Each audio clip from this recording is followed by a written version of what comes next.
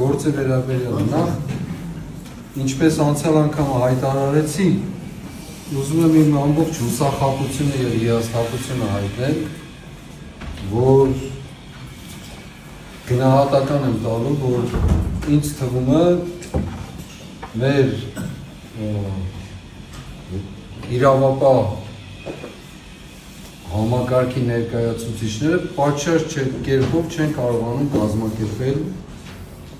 բոլորի ներկայությունը այս դատական նիստերին եւ ես դա ձեր ուշադրությանն եմ ուզում հրավիրել, հայտարարության տեսքով եմ ասում, այո, որովհետեւ իրենք չեն կարողանում, որովհետեւ իրենց ծառայությունը կապված է ստիպված, ոչ թե մեղադրում եմ, այլ գնահատական եմ տալիս, ստիպված կապված է լինում այլ դեպքերի եւ միջադեպների հետ։ Մարդկանց հանում են իրենց ծառայությունից վստահաբար եւ իրենք չեն կարողանում իրենց առաջին պարտականությունը,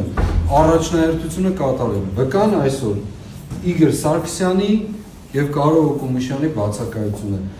Ես չեմ կարծում, որ այսպիսի կարևոր դատական նիստին կարող են իրենք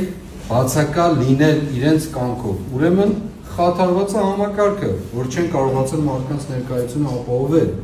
Ինչու է խաթարված, որովհետև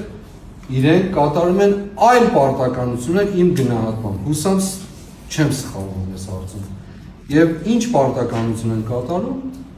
հավանաբար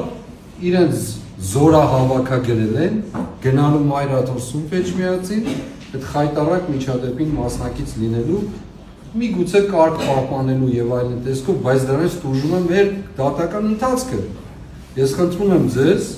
որպեսզի այսուհետ այս միջադեպերը այստեղ չկրկնվեն ինձ համար եւ մնացած բոլորի համար,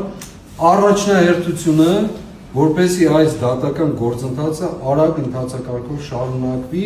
եւ իր տրամաբանական ընթացքին հասնի եւ այո, մեր շահագրգռվածությունն է դա։